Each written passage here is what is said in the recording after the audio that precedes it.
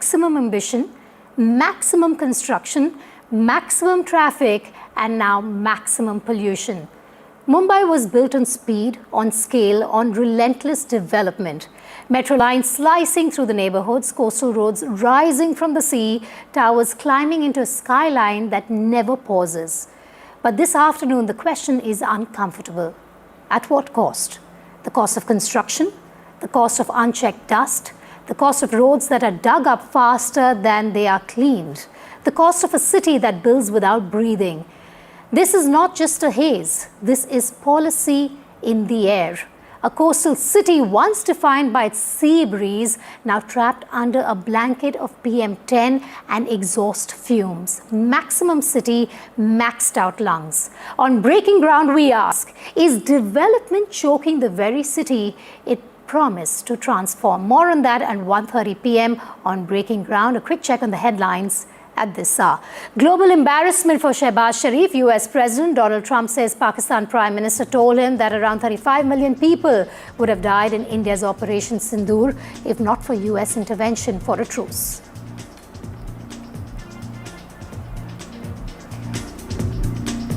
Prime Minister Narendra Modi departs from Delhi for his two-day visit to Israel, says India and Israel share a strong and multifaceted strategic partnership that has witnessed remarkable growth and dynamism. NDTV's Aditya Raj Kaul reports from Jerusalem.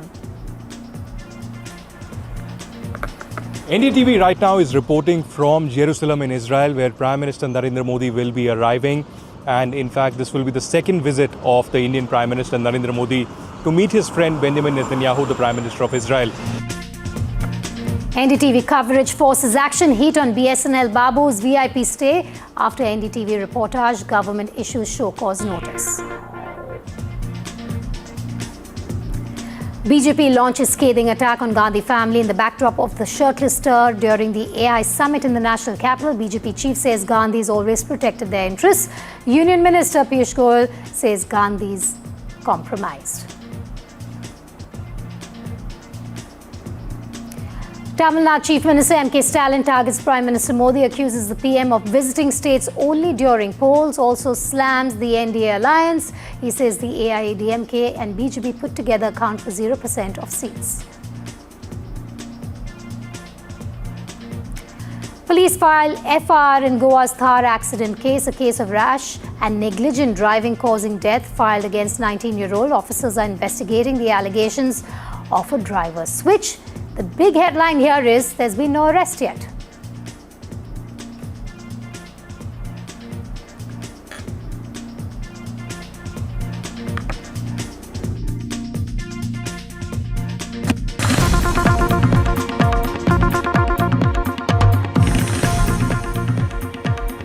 All right, but the big news coming in just after the headline that I brought to you is that the 19-year-old accused in the Thar accident case in Goa has finally been arrested. It's a 19-year-old boy who has been arrested after an FR was lodged in this case. These visuals are from the accident site that we bring to you.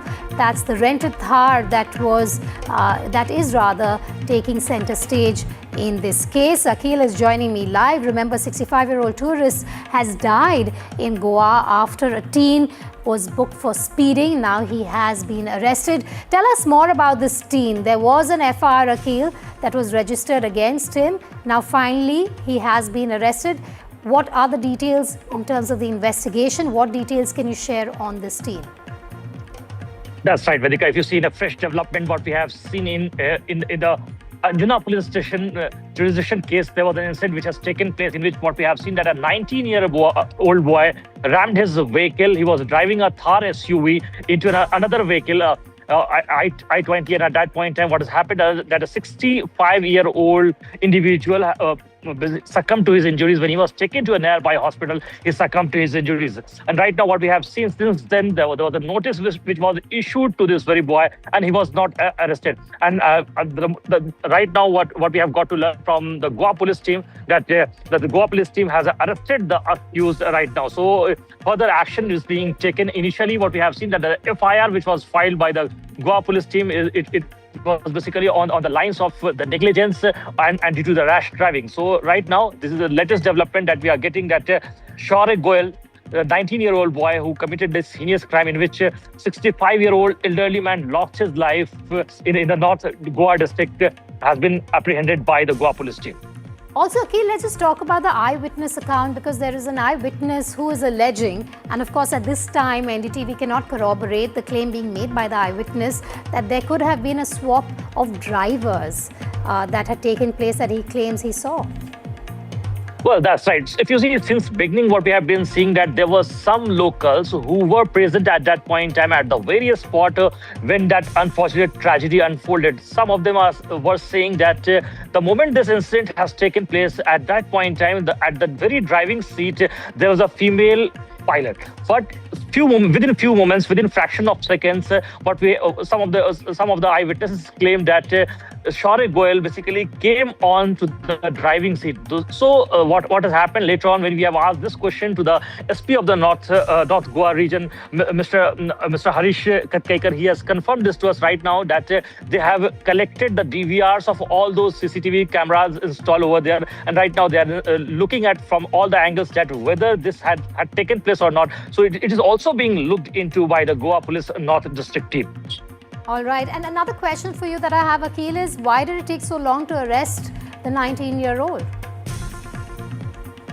Well, absolutely. If you see, of course, there have been certain lapses in this case because the incident has taken place earlier. What we have seen on 23rd of February, when what we have seen that at around 5:48 p.m. this incident has taken place, and if you see with a gap of approximately 5-hour delay, what we have seen that late at night at around 11:15 this FIR was filed. So there are certainly several questions that are still unanswered, and the police team is still looking into it. But unfortunately, a 65-year-old has already lost his life, and currently, if you see, the investigation is undergoing by the Goa police team in connection with the case. What do we know about the victim as well? We know he's a 65-year-old. We know he's from Bhopal.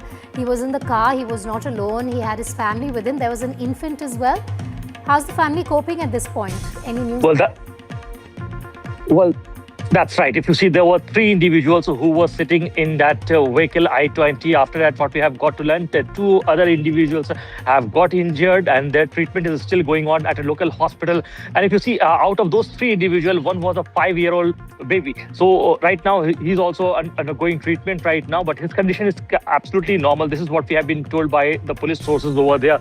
So unfortunately, a 65-year-old elderly man has lost his life. So right now, we have tried to speak to the accused family as well to get their version. And one of the family members have told us that the incident has taken place. The man has basically lost his life due to heart attack. This is the bizarre claim that we have got from one of the family members a few moments back I have spoken to. But we have to wait and watch to get the post-mortem report detail that is yet to come out. Then only things will become clearer that what actually has taken place, whether it was a heart attack post-incident that has taken place or it was due to the very incident in which what we have seen that there was a shock or due to the impact of that collision. This individual, 65-year-old elderly man, has lost his life. All right, Akhil, thanks for joining me live on that developing story. The breaking news coming in is that the accused in the Goa accident has been arrested. He's a 19-year-old. This after the death of a 65-year-old tourist from Bhopal who died there after the impact of that SUV on the car that he was driving, which was a hatchback. Now, the FIR has been registered, of course, and 19-year-old boy Shaurya Goyal has been identified as the driver of the car. The case has been registered for negligent driving and dead due to negligence. Bhagatram Sharma, who was travelling in an I-20 car with family members, was pronounced dead at the scene due to injuries sustained in the crash. 2 other occupants of the hatchback were taken to hospital with minor injuries and are reported to be in a stable condition. Akhil there was also talking about how he's reached out to the family members. Meanwhile, and this is important, an eyewitness claimed that the car occupants were trying to shield the driver, allegedly a woman, from responsibility. NDTV cannot corroborate this eyewitness's claim, but let's just bring you what the eyewitness had to say, a person who had witnessed the incident and the accident take place. म्हणतात ते ताराचे problem आशिल्ले तार गाडी चलयताले पळय तेंचे चेडू चलयताले एकले गोवा मारल्या उपरांत गाडी शिफ्ट केली ड्रायव्हिंग सीट चेंज केले तेंचे आनी तितलेच आतां मारले उपरांत ते दोग जाण सिनियर सिटीजन मातशे सिरियस जाल्ले आसा आनी धाकटुले बेबी आहले ते मातशे हांव नको कहें करून ते बरें जालें नॉर्मल जालें एक्सिडेंट कसो कितें गाडयो खंयसून खंय येतल्यो एक्सिडंट ते एक विनायका रोड आसा पळय आनी एक वो पारा वयता रोड एक अंजुना वयता ती म्हापशा वयताली पळय. We also have an audio that we've picked up from the video that NDTV has accessed. This is straight after the incident took place, and the boy that you've been seeing in the footage calls who we believe is his father. Listen in to what he had said to his father after this impact and accident took place. पापा मतलब चौराहा था मैं जो सामने से एक बंदा दूसरी साइड से आ रहा था and just crash.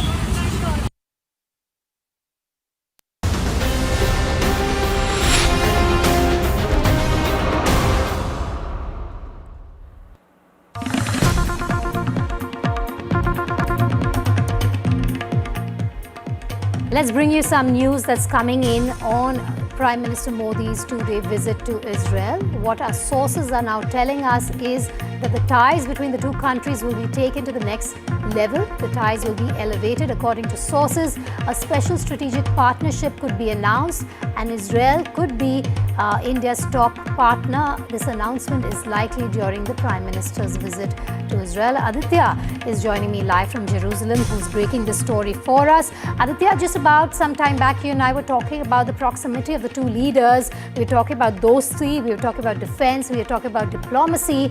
And because of this close partnership, we could see the ties being elevated, as you have been saying, reporting from Jerusalem. Well, that's right, Vedika. We are breaking this first on NDTV. It's a big development coming in. India and Israel have decided to elevate their partnership. Tomorrow could be the big announcement with Prime Minister Modi and Netanyahu meet for the bilateral talks. There will be several MOUs signed as well. But the big development is that the bilateral ties and diplomacy between the two countries would be elevated to a special strategic partnership. What name they will exactly give it needs to be seen. It could be a special strategic partnership or something different. But this comes after India and France also decided to elevate their partnership to a special global strategic partnership.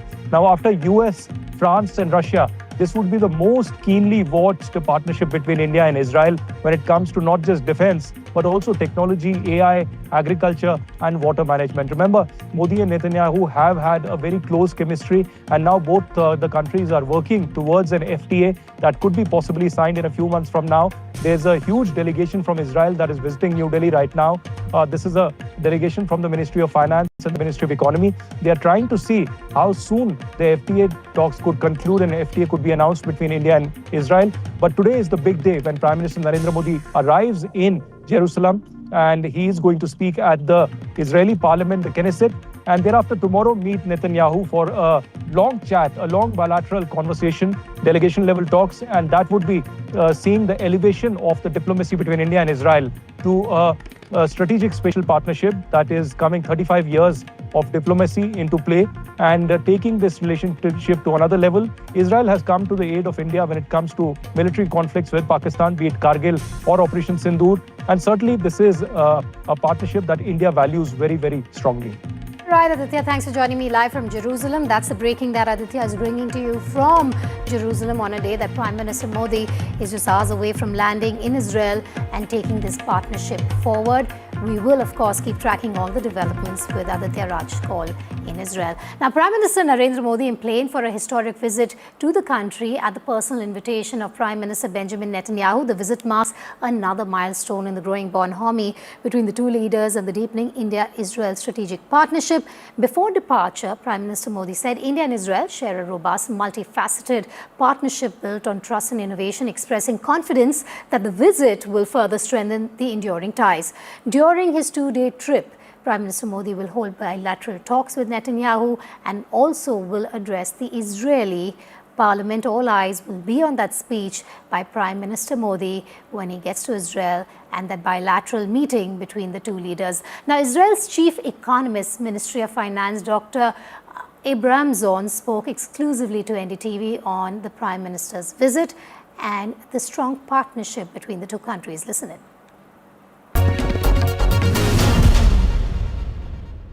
Joining me exclusively here on NDTV is the chief economist of the Israeli government from the Ministry of Finance, Shmuel Abramson. Dr. Abramson, thank you very much for joining us here on NDTV. Let me begin by asking you about Prime Minister's visit. How critical and important does Israel feel when it comes to India? Israel is very, very happy to welcome Prime Minister Modi here in Israel, in Jerusalem. We see this as the next level. We had Prime Minister Modi here in 2017, set the vision, set the friendship and the partnership, and now we are at the implementation stage. Yeah. It's very, very exciting. We're taking everything to the next level. So very happy about it. Let me take that forward. You know, we had Minister Piyush Goyal and Minister Jaishankar coming to Israel not very long ago, and now the Prime Minister. Could we expect the free trade agreement between India and Israel to be signed pretty soon? We are very, very keen to sign the FTA. Israel knows it has to act fast. We've seen it with the bilateral investment treaty. Last time I was in Delhi to celebrate that signing and when we met. And we are very, very keen to do it quick. Of course, these things sometimes take time and it's natural, but as we speak, there's actually a team in India that is involved in the negotiations as we speak now. So I believe it's really shouldn't take too long. All right, now Narendra Modi's Israel visit begins today. His Israeli counterpart Benjamin Netanyahu announced that his trip will forge a new alliance to counter what he described as radical adversaries.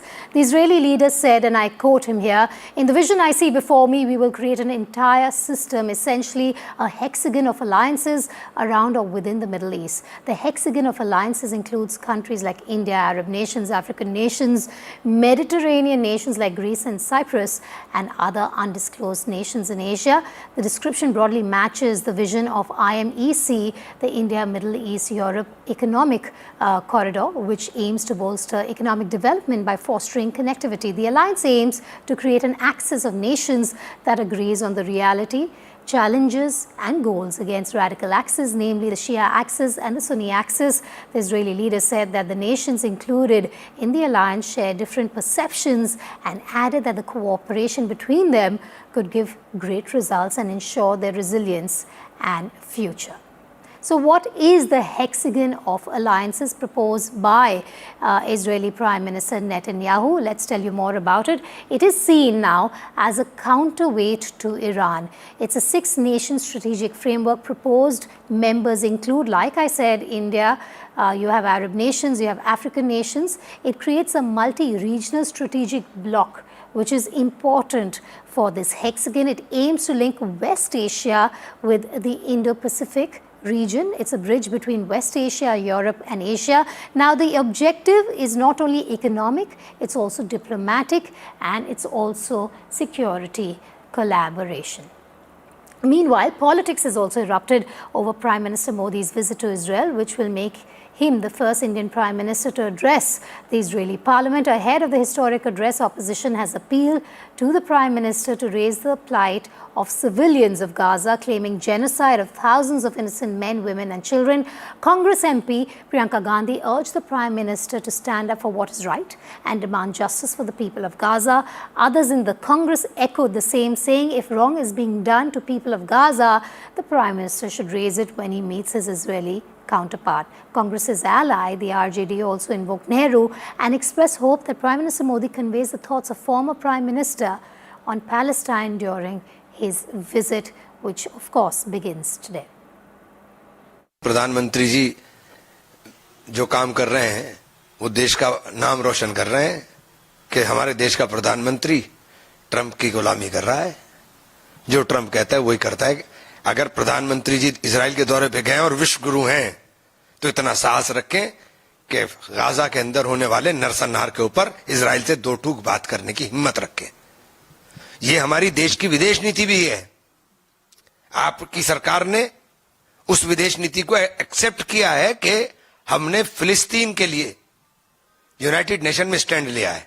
तो फिलिस्तीन में हुए नरसंहार के बारे में अगर प्रधानमंत्री जी में नैतिक साहस है तो बात करें। So even when there is a ceasefire, there are certain things which we have to understand has to be asked by the Prime Minister of India to Netanyahu, and also at this time going to Israel and addressing the Knesset when the Israelis are against the Prime Minister Netanyahu. They are protesting against him. They want him out. I don't think is the right time for the Prime Minister of India to visit a place where a genocide has happened, where the people of Israel are protesting against the Prime Minister. So it's a wrong time, and we should have avoided this visit. जो पूरा geopolitical churning है वहाँ वो खतरनाक है। तो मैं उम्मीद करता हूँ भारत का प्रधानमंत्री जी वर्तमान के साथ साथ अतीत भी साथ लेके जाएंगे। जो गांधी की सोच थी, नेहरू की सोच थी, इनफैक्ट अगर मैं कहूँ तो गांधी को बहुत क्लैरिटी थी पैलेस्टीन को लेकर के, तो जाहिर तौर पर प्रधानमंत्री जी उसके हवाले से ही अपनी बात रखेंगे, उम्मीद। My friend Prime Minister Narendra Modi, welcome to Israel.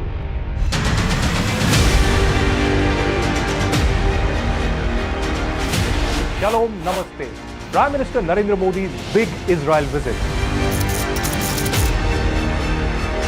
From personal trust to strategic power play. For the Jews of India, they love India, they love Israel. A friendship that shapes the future. I'm Aditya Rajkol, and I'll be tracking Prime Minister Narendra Modi's visit in Israel, here in Jerusalem, very, very closely for NDTV.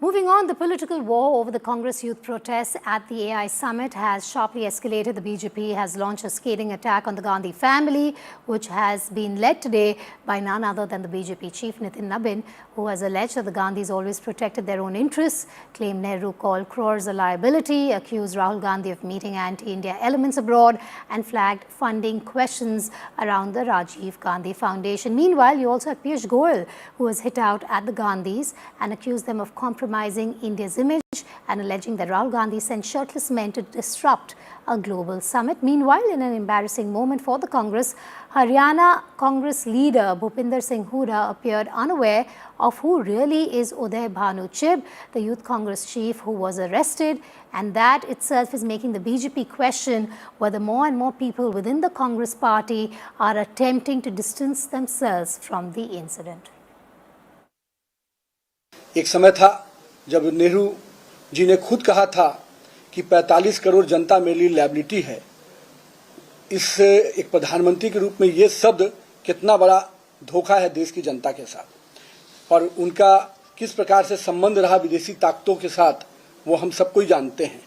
और अभी के जो बब्बर शेर बन रहे हैं, राहुल को भी आपने देखा है कि किस प्रकार से विदेशी शक्तियों के कठपुतली बनकर वो काम करते हैं।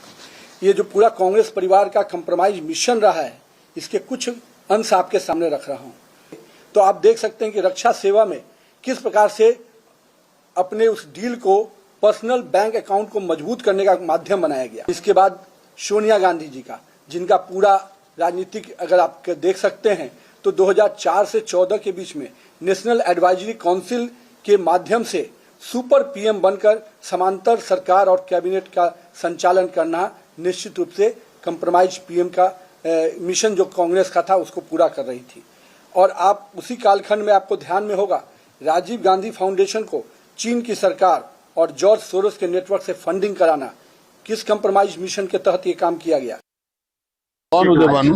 यूथ कांग्रेस के राष्ट्रीय अध्यक्ष हैं उदय भानु सर, जो दीपेंद्र जी के साथ जिन्होंने पंचकुला में प्रोटेस्ट किया। यूथ कांग्रेस के जो प्रेसिडेंट हैं, यूथ उनको आज अरेस्ट किया गया है दिल्ली में। एआई समिट में जो यूथ कांग्रेस का प्रोटेस्ट हुआ था उसको लेके वो उसमें थे, उसमें वो थे। उनको कहा कि इन्होंने साजिश करी, सभी आरोप लगा। उनको कहा गया कि वो सरकार के पास कुछ है ही नहीं, यही कह रही है कि ये कांग्रेस अपनी विफलता को छुपाने के लिए एक प्रयास है। After Margaret Alva, now Hooda ji has failed and deliberately not recognized Uday Bhanu, who has been arrested. In fact, he has feigned ignorance and has distanced himself. Congress leaders themselves are uncomfortable, just like Akhilesh Yadav ji, Uddhav Sena, DMK, TMC, RJD is uncomfortable with this act. The Congress party in BJP Virod descends into Desh Virod. For it, AI means anarchy in India. For it, AI means against India. And Rahul Gandhi, he is hailing this act, but his allies and leaders are calling it out. Joining me live at this point is Aishwarya. Aishwarya, this is a bit of a situation really for the Congress party. You have Bhupinder Hooda saying what he is. You have others who are, of course, coming out and backing what happened inside the AI summit. But the BJP making the most of the situation at this point, political ammunition that they've got, saying that more and more Congress leaders want to distance themselves from the incident inside the AI summit. Well, embarrassing situation for the Congress party. Remember, it was Deepinder Hooda who protested alongside with Mr.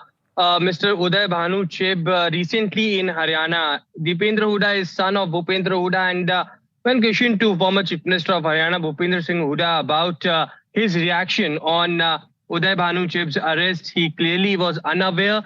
He was unaware of the fact that he is the president of the Indian Youth Congress, and certainly this is shameful at a time when there are alliance partners of the Congress party not aligning in a same line as far as what the Congress party is backing IYC protest. Rahul Gandhi is calling the IYC members Babbar Sher comrades, and he clearly had been stating that he is standing very firmly, strongly with these members who raised voices against Prime Minister Narendra Modi. There are alliance partners of the Congress party who also distance themselves in a manner that the Congress youth workers have protested. And certainly at this point in time, their own leaders are now distancing. Shashi Tharoor yesterday, remember, had objected in a kind of protest that the IYC members did. It is Bharatiya Janata Party President Nitin Nabeen who launched a scathing attack on the Gandhi Nehru family and recalled the history as to who really compromised with India's integrity and nationality from Jawaharlal Nehru to Rahul Gandhi. All right. It is, according to him, the Gandhi Nehru family who had always compromised India's integrity. Aishwarya Jain, as always, thank you for joining me here on Breaking Ground. We're going to move on to another political story. In a significant development, Kerala, as you all know, will now be officially called Keralam. The move has triggered a fresh political debate across the country. West Bengal Chief Minister Mamata Banerjee has questioned why her state's long-pending proposal to rename West Bengal as Bangla has not received similar approval. Banerjee also claimed that Kerala renaming signals a growing BJP-CPM understanding. The BJP has hit back, saying Bengal's name carries a huge historical legacy. The party accused Mamata Banerjee of attempting to politically unite West Bengal and Bangladesh, asserting that alphabetical chronology is not above history and making it clear that any such move would not be allowed. Prime Minister Narendra Modi said the name change strengthens cultural identity and reflects the aspirations of the people of Kerala. I am very happy because, look, please understand, our Keralam is called God's own country. It is a state with a huge history, a long history of rich tradition, culture. The British came, other people came and tried to make it something else.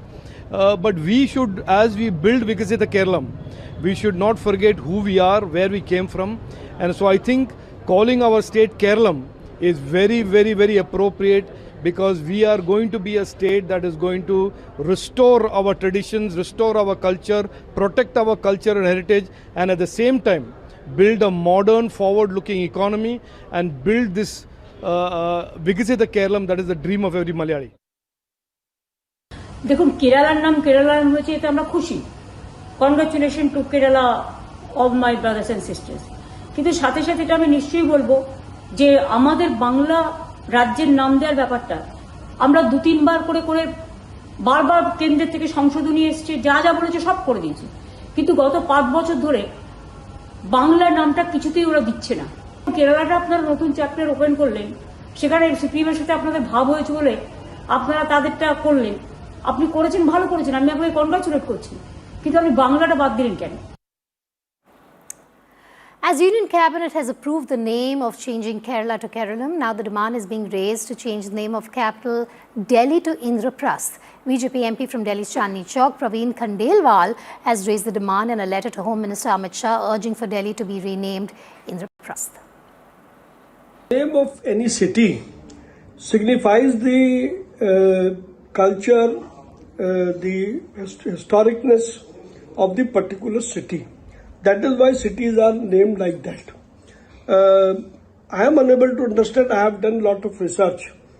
Why our city has been named as Delhi when it has nothing to do with the culture and historical importance of Delhi. Therefore, in a communication sent to Honorable Home Minister Shri Amit Shah ji today, I have requested that the name of Delhi should be changed to Indraprastha. And we talk about Indraprastha, it takes us back to before the period 1000 BC, when there was a rule of Pandavas, and the capital of Pandava was Indraprastha. So renaming Delhi as Indraprastha will establish the centuries-old historic importance, culture, civilization of Delhi, and that is why I have made this proposal.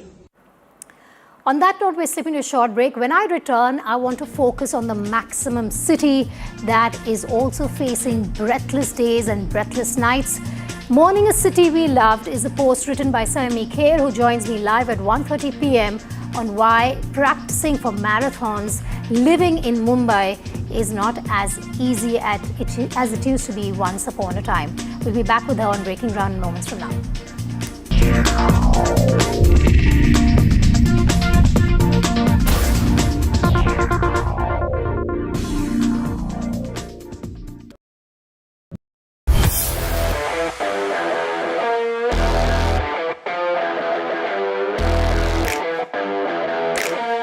First India tour in your city. Rock on with Shankar Ehsan Loy and Siddharth Mahadevan and Shivam Mahadevan. 5 times melody, 5 times masti with NDTV Good Times. Go, grab your tickets. Sound check हो गया? Visuals ready? Lights okay? Everything is ready? Wait, are you ready? ये सिर्फ एक concert नहीं है. This is my life. This is my story. One night, no repeats. Book your tickets now. इनको यहाँ से जाना ही होगा. जय मां दुर्गा! और क्यों रोए? There is no bigger battle in 2026.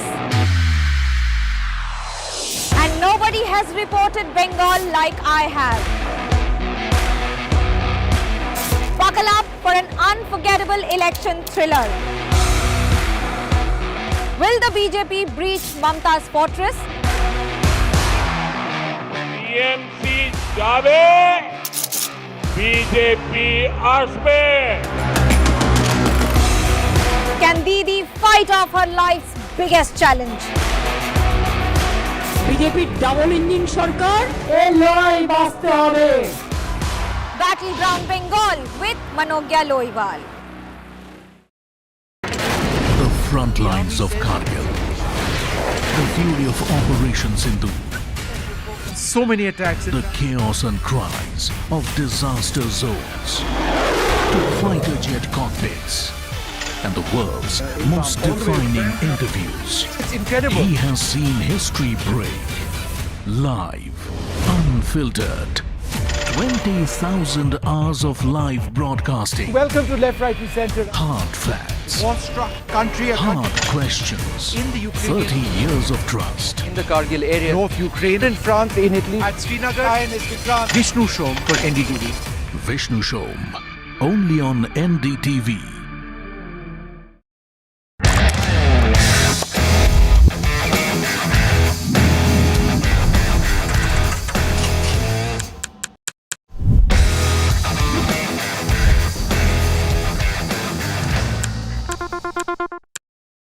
From 1983 to now, I have seen cricket evolve, but the mindset to win never changed. I tell you that what win matches and what doesn't. This T20 World Cup, let's talk cricket, controversies and more on NDTV. After the roaring success in Delhi, Hyderabad and Mumbai, the NDTV DP World PGTI Golf Pro-Am now travels to Ahmedabad. India's finest professionals, the city's most accomplished business leaders. Great golf, great company. NDTV DP World PGTI Golf Pro-Am. The course of champions, the conversation of leaders. 8th March, Kalhar Blues and Greens, Ahmedabad. Across the country. He has tracked the pulse of power from Washington to Korea. Witnessed history being made in global capitals and conflict zones. Brought clarity to complex issues of national security and international affairs. Aditya Raj Kaul, covering international affairs like no one else. Only on NDTV network.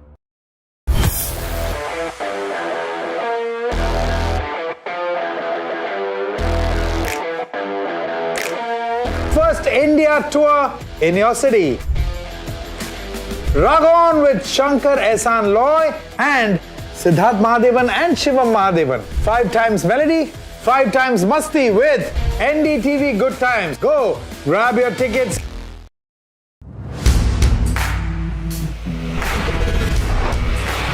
Alright team, our new order show is ready. Now we need a promo. Something cool, something sharp. Well, I'm sure we'll be having outstanding reviews, solid suggestions, Expert advice. The latest trends. It's a lot simpler. We'll help people make the right auto decisions. It's got the cool stuff, geeky stuff, serious stuff, all of it, so that you can discover, decide and drive. I'm Siddharth Sharma and I am your automate.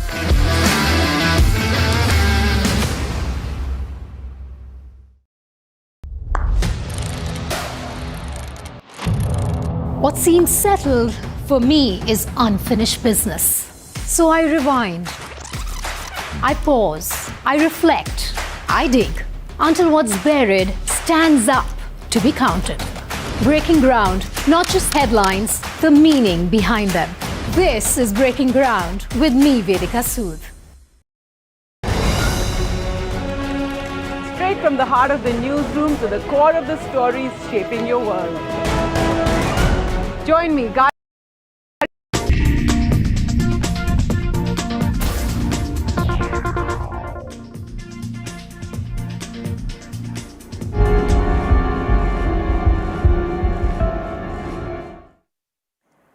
Welcome back. After Delhi, air pollution has tightened its grip in metro cities like Mumbai, with alarming visuals of haze and dipping air quality levels are now there for all of you to see.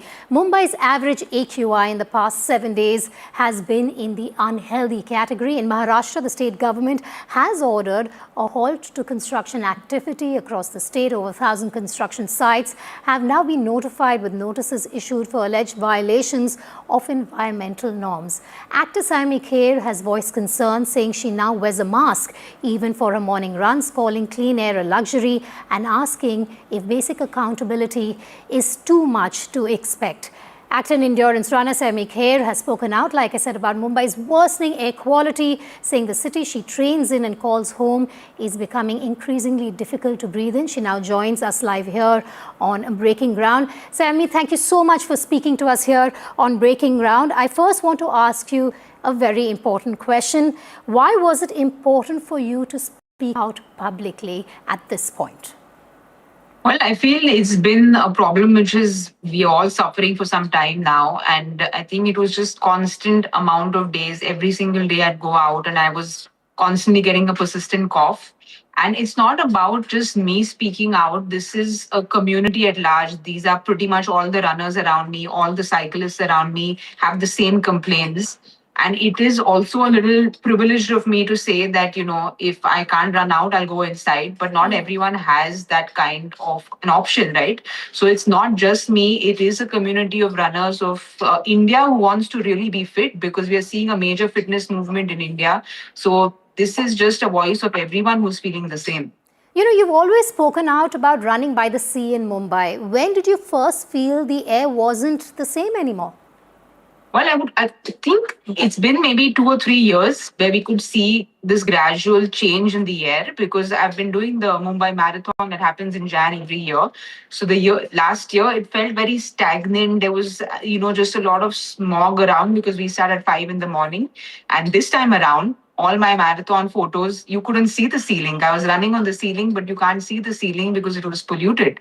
And we've trained through this November, December, Jan, and it is impacting people's health, because you are coughing, you are constantly at the doctor, you're constantly sniffling, and the only solution they say is don't go out and exercise, is what doctors have told me and a lot of people around me. So what does one do then? Because you want to, and there's just so much stress in life that running for me is like a stress buster. So if you can't do that, then I don't know what one does. But does that make you think twice now about training outdoors in your own city?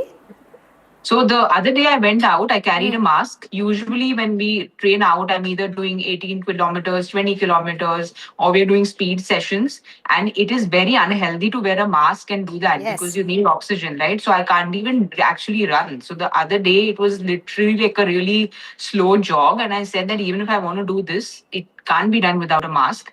So very honestly, if I want to train seriously for any kind of race ahead, and I'm not even an athlete, I do this as my leisure, as a stress buster, I don't think it can be done outside. And that's really sad and unfortunate, not only for you, but so many people like you who just want to take that walk or go out jogging. Sayomi, I want to understand from you, do you worry about the long-term damage now to your health and to young runners who look up to you, perhaps, look up to others who take this up very seriously? Well, absolutely, because the whole idea of running, of trying to be fit, is that you prolong your life. But when we go out, it's like I've never held a cigarette in my life. So when you go out, you're almost smoking 5 to 6 cigarettes a day. So it's counterproductive to go out. You're, like you said, harming your health. And it's not only concerning for me, again, I say this, I am an actor first and I genuinely love what I do. This is a leisure recreational sport I've taken up, but it's youngsters. When I say youngsters, I mean babies. They are born with asthma nowadays. So we're seeing kids who are 2 and 3 years old who've got asthma, which is very, very concerning because again, this is not something I spoke about because it's genuinely not something about me versus somebody in power or me versus somebody in authority, because everyone is breathing the same air. The people in power, in opposition, doctors, teachers, athletes, actors, journalists, everyone's breathing the same air. So we have to be collective. And this is a problem that has to be collectively solved because it can't be solved by just one person. But you have the example of Delhi, Sayomi. I live in Delhi. I've been living here for over a decade. I've seen my child cough, get infections over and over again. Why isn't Mumbai learning from Delhi is my problem here, is my question to you. As a citizen of Mumbai, why is it that we are reactive to such situations and we're not proactive to such situations? No, it's a really valid point you bring up because we have seen what's happened to Delhi. And it's, again, people, even on my post, a lot of people said, oh, you live in Mumbai, come to Delhi and see. But it's not about a Mumbai Delhi. It's not about a Calcutta Delhi. The thing is that any AQI above 100 is considered very, very unhealthy outside, right? So it's not about we are at 400, you are at 200. Anything above 100 is unhealthy. So it, again, like you said, we should learn, we should adapt. Thankfully, the last 4 days, I think, constructions in and around Khar and Bandra have stopped. So hopefully that will bring the air AQI a little lower. But again, it is temporary, right? Because everyone wants good roads. Everyone wants development because we are all for it. But it has to come at a, responsible citizens need to speak up. If your buildings around you which are being redeveloped don't have that shade netting around, then you go to the authorities and say that, sir, nahi hai. I have gone and done it. I've gone to the HWAD and said, sir, these buildings don't have it. And I'm living right next to the building. The next day, there was that green shade net. So as citizens, you need to go to your respective wards and also raise those questions, right? You can't just put something up on Twitter and on Instagram and forget about it. Because it has to be a persistent, consistent, constant effort, like you're saying. But, like you just pointed out about the construction bit, Mumbai is constantly under construction. Do you think progress is just about development and infrastructure, or is it also about breathable air, which should be something that we shouldn't even be, unfortunately, discussing today, you and I? Like you're saying, it can't be a luxury, right? Because what is the point of roads and buildings and development if we're not going to have air to breathe? Because how do you step out of your houses if there's no air to breathe? And right now, we're at least having this discussion. And again, coming back to the fitness, we're seeing India move towards a fitter society. But we have to make sure that the conditions around us are favorable for people to go out and run, people to go out and become fit. So development comes at a cost, which I understand. But again, it's just rules have to be followed, rules have to be implied. For instance, if there are 200 buildings being redeveloped in your area, are the builders following those rules? Yeah. If they're not, people need to go complain. Authorities to take charge of people who are not following the rules. So let me come to a question that I've been wanting to ask you ever since I saw your post on social media. Do you think more actors and public figures should take a stand on environmental issues? Is that what we're lacking as well? Because when you say it has to be a collective effort, these are huge influencers.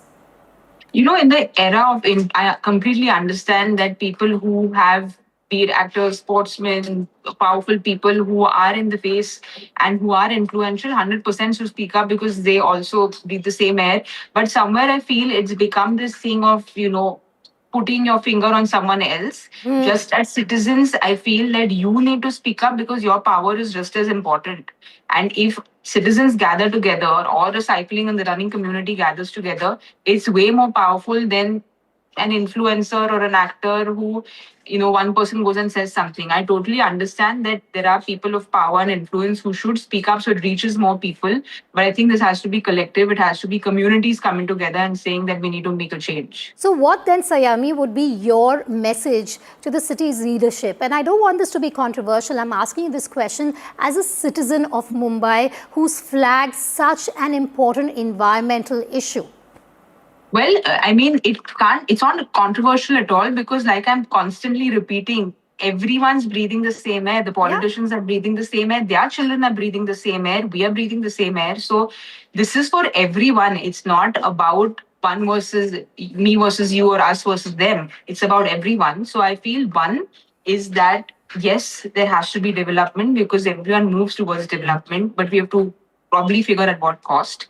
Two is very strict rules have to be implied because if strict rules are implied, it's a very dark example to go to. But during COVID, we saw everything reverse with regards to the air quality, with regards to how people were feeling because everyone's cars were not being used.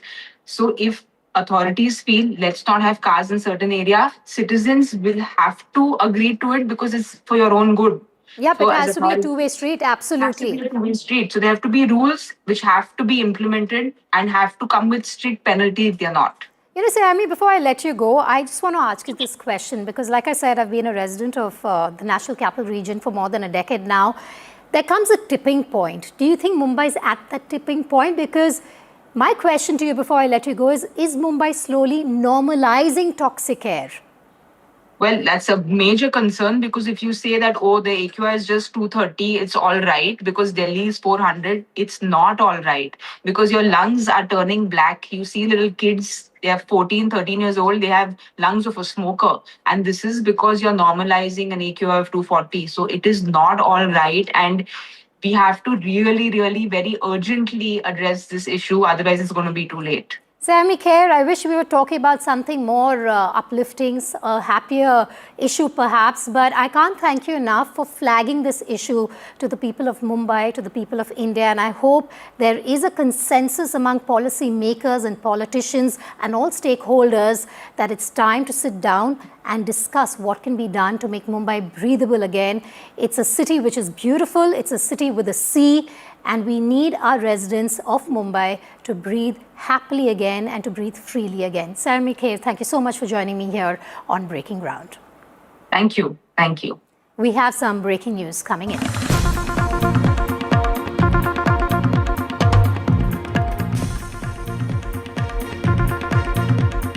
Big breaking news coming in. This at a time when Prime Minister Narendra Modi is on his way to Israel. NDTV can now confirm that the next big defense deal between the two countries is likely to be for 6 mid-air refueling aircraft for the IAF, the Indian Air Force. I have Shiv Arur, managing editor, joining me live. Shiv, if you can take us through these exclusive details. Vedika, the Indian Air Force has for nearly 2 decades now, required new generation mid-air refueling aircraft, which are basically, large passenger jet style aircraft filled with fuel, which are capable, as these pictures suggest, of, connecting with fighters, helicopters, transport aircraft and refueling them, mid-air, which saves a lot of time, saves a lot of operational cost because these aircraft don't need to land to refuel, which was what they used to do earlier. Now, the Indian Air Force used to have refuelers, they still do, which came sometime in 2002. But since then, its role has expanded in a massive way. It has tried at least 3 times through the global market to actually get new generation mid-air refueling aircraft. But in October last year, in its 4th attempt, I think, if I'm not mistaken, the Indian Air Force, the Indian government has finally been able to zero down with Israel. Israel's state-owned company IAI, which stands for Israeli Aerospace Industries, will be tying up with India's Hindustan Aeronautics Limited, and it's very interesting what they're planning to do. It's an 8,000 crore deal which will be awarded sometime later this year, where 6 second-hand Boeing 767 aircraft will be refurbished and completely converted for this very specialized military tanker role, and then will be supplied to the Indian Air Force, where they can start using them as mid-air refuelers. These aircraft are extremely crucial because they basically allow fighter pilots and combat pilots to remain in the air and remain on mission for a much longer time. It gives Indian Air Force aircraft much longer legs. So in October last year, the Indian government had provided what is called acceptance of necessity, which basically clears the decks for negotiations towards awarding a contract with the Prime Minister in Israel. This deal will likely get a boost in terms of accelerating towards that finish line because defense deals are very complicated. India, Israel have a large number of defense deals already on the table. The Indian Armed Forces already use a large number of Israeli weapons as well, including missiles and aircraft systems and things like that. But this is going to be one of the most crucial deals because the Indian Air Force quite simply has waited 2 decades for something like this. And Prime Minister Narendra Modi's presence in Israel, the fact that it's 2 government-owned companies which will be partnering to make this a reality, makes this the next big thing on the table between the 2 countries. The next big defense deal between the 2 countries is likely to be for 6 mid-air refueling aircraft for the Indian Air Force. That exclusive news break here with Shiv Arur on Breaking Ground. Shiv, thanks for joining me live on that breaking story. Remember, right at the top also, we broke another angle to this visit of Prime Minister Narendra Modi to Israel, where, according to sources, and Aditya Rajkol broke that story for us here on Breaking Ground, India and Israel ties will be elevated to a special strategic partnership. We have our correspondents in Israel and across Delhi and other parts of the country to bring you the latest on that big visit of Prime Minister Narendra Modi to Israel. He's on his way. He will be landing in a couple of hours. And we, of course, will continue our coverage on that big visit of Prime Minister Modi to Israel. Simply a short break, news and updates. We'll continue. Thank you for staying with me on Breaking Ground.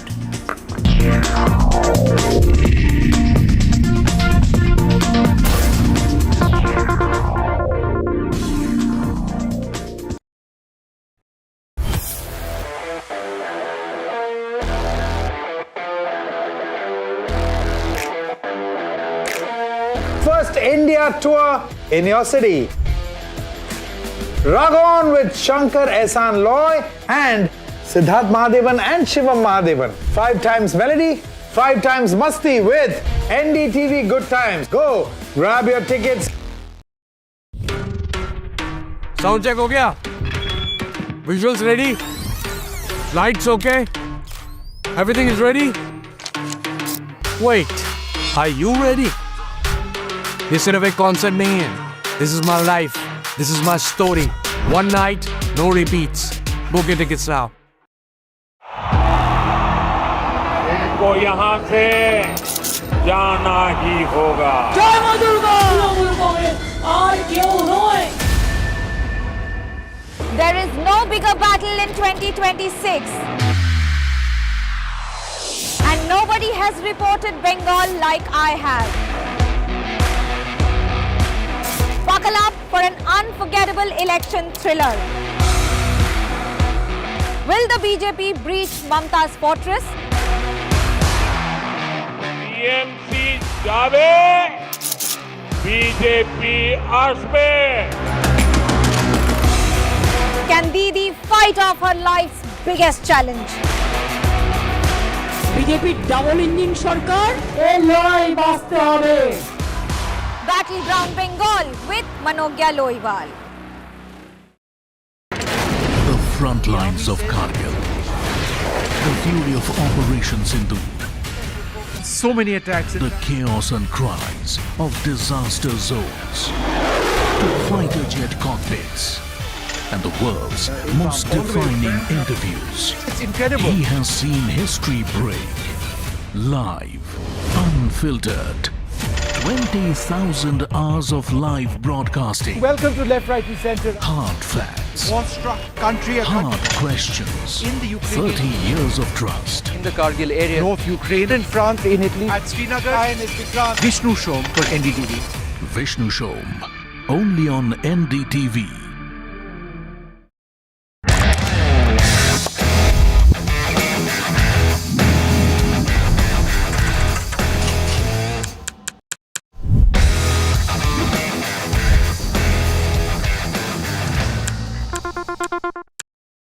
From 1983 to now, I have seen cricket evolve, but the mindset to win never changed. I tell you that what win matches and what doesn't. This T20 World Cup, let's talk cricket, controversies and more on NDTV. After the roaring success in Delhi, Hyderabad and Mumbai, the NDTV DP World PGTI Golf Pro-Am now travels to Ahmedabad. India's finest professionals, the city's most accomplished business leaders. Great golf, great company. NDTV DP World PGTI Golf Pro-Am. The course of champions, the conversation of leaders. 8th March, Kalhar Blues and Greens, Ahmedabad. Across the country. He has tracked the pulse of power from Washington to Korea. Witnessed history being made in global capitals and conflict zones. Brought clarity